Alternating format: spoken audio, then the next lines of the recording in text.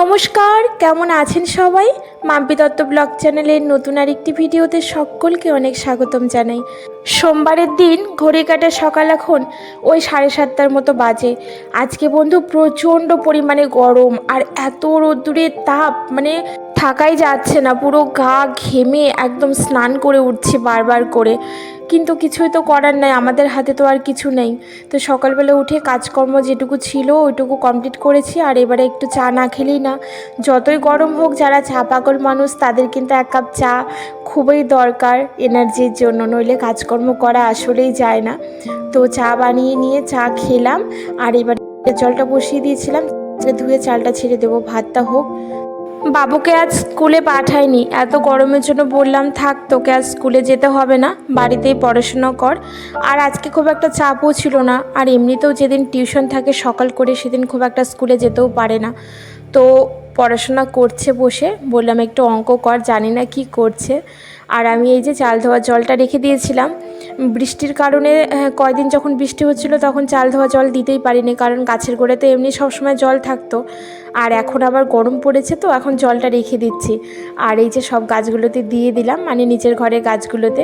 আর বাইরে দেখলে বন্ধু কেমন টাক ফাটা রৌদ্র উঠেছে, বাইরে যে যাবে সে বোধহয় একদম অজ্ঞান হয়ে পড়ে যাবে, এতটা পরিমাণে রৌদ্র, ঘরের ভিতরেই থাকা যাচ্ছে না।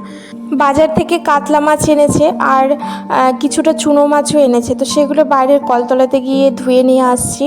আর আমার বাইরের কলতলাতে কিন্তু একদম রৌদ্র নেই, যেহেতু উত্তর দিকটা প্রচণ্ড ঠান্ডা ঠান্ডায় একটা বাতাস হয়, ছাওয়ার মধ্যেই ধুয়েছি মাছগুলো। তো ধুয়ে এনে যেগুলো ফ্রিজে স্টোর করা সেগুলোকে স্টোর করে দিয়েছি, আর বাকিটা ভেজে নিলাম। তার মধ্যে লেজা, কান, পিস সবটাই ছিল। আর এটা দিয়ে না ওই আলু দিয়ে পাতলা করে টমেটো দিয়ে ঝোল করব। আর সঙ্গে যে মাছের তেল এনেছে, তো এই তেলটাকে একটু পিস পিস করে কেটে নিলাম, তেলটা দিয়ে একটু বড়া করে দেবো ওদেরকে গরম গরম। আমি খুব একটা মাছের তেলের বড়া পছন্দ করি না, আমার খুব একটা ভালো লাগে না, তো ওদেরকেই করে দেবো, আমি একদমই খাবো না।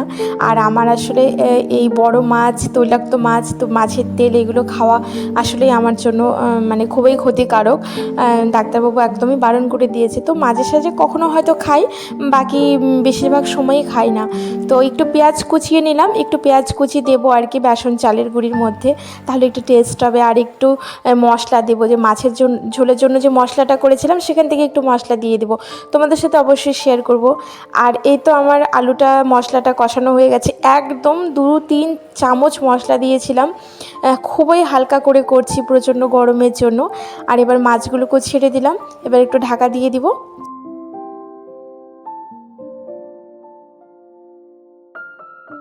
যে কোনো ভাজাভুজি বলুন আর পকোড়া, বড়া এইগুলোই বলুন না কেন, আমি সবসময় খাওয়ার সময় ভেজে থাকি গরম গরম।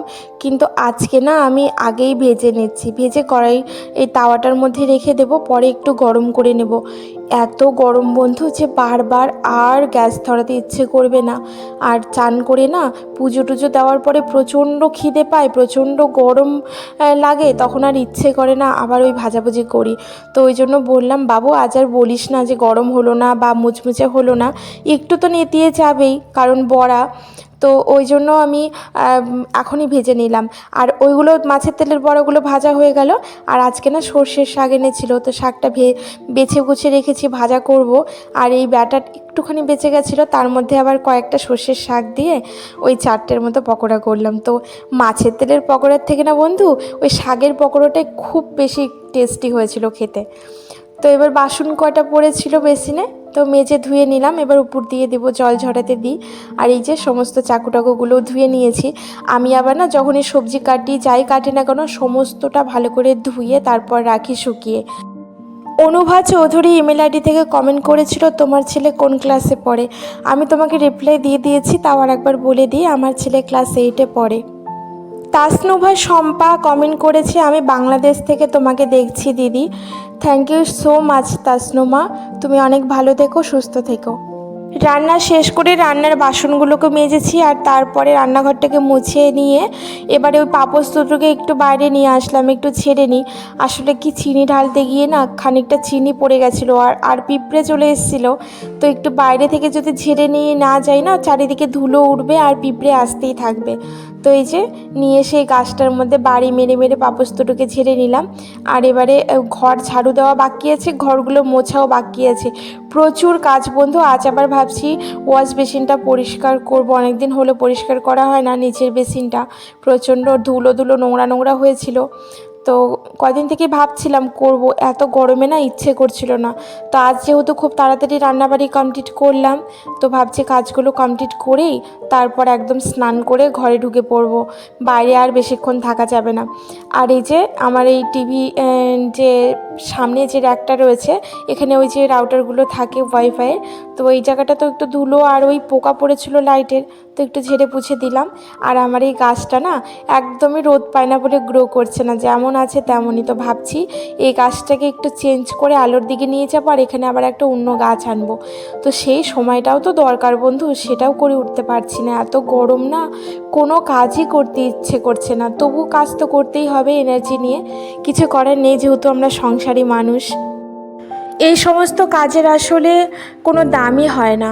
এইগুলো কাজ যে করে, যারা ভালোবেসে করে, এগুলোর মূল্যায়ন কিন্তু খুব কম মানুষই করতে পারে, বেশিরভাগ মানুষই পারে না। আর আমার এখন এই পর্যায়ে এসে কি মনে হয় জানো বন্ধু, যে স্টুডেন্ট লাইফের কিছু ভুলের কারণেই বোধহয় আজকে আমরা সংসার জীবনে এইরকমভাবে লিপ্ত হয়েছি, যে দিন রাত এক করে সংসারের জন্য, হাজব্যান্ডের জন্য, পরিবারের জন্য, বাচ্চার জন্য করে যাব, কিন্তু তার মূল্য আসলেই একটা শূন্য, শূন্য ছাড়া কিছুই না। মোটামুটি হাতের সব কাজই কমপ্লিট হয়েছে, এবার এই বেসিনটা পরিষ্কার করে ঘরগুলোকে শুধু মুছে নেব। আর তোমরা কিন্তু আমাকে দেখে বুঝতেই পারছো আমি কি পরিমাণে স্নান করে গেছি। সকাল থেকে 2-3টে নাইটি পাল্টানো হয়ে গেল, কারণ এত ঘেমে যাচ্ছি যে পুরো নাইটিটা ভিজে একদম জল হয়ে যাচ্ছে। আর এই রকম ভিজা নাইটি যদি সবসময় পরে থাকি তাহলে ঠান্ডা লাগার প্রচণ্ড চান্স, আর আমার আবার গলা টলাগুলো ফুলে যায়, ঠান্ডা লেগে গেলে খুব কষ্ট পাই। তো সেই জন্য একটু যদি জামা কাপড় ঘেমে ভিজে যায় আমি সঙ্গে সঙ্গে চেঞ্জ করে নিই। আর এখন আর চেঞ্জ করব না, সকালবেলা যেটা পরেছিলাম সেই নাইটিটা অলরেডি ভিজে গেছিলো, কাপড় কাচতে গিয়ে ওটা চেঞ্জ করে এটা পরেছিলাম, আর এটাও তো আবার ভিজে গেলাম। তো এখন এই যে ঘরগুলো তাড়াতাড়ি করে মুছে নিলাম, ওপরের ঘরগুলো আমি মুছে নিয়েছি, সিঁড়িগুলোও মুছে নিয়েছি, সেগুলো আর তোমাদের সাথে ক্যামেরাবন্দি করতে পারিনি বন্ধু। আর এখন এই যে নিচেরটুকু মুছে নিলে আমার কমপ্লিট হয়ে যাবে কাজ, তারপরে স্নান করে পুজো দিয়ে খাওয়া দাওয়া করব। তবে চলো আজ আসি, কাল আবার আসবো, তোমরা ভালো থেকো।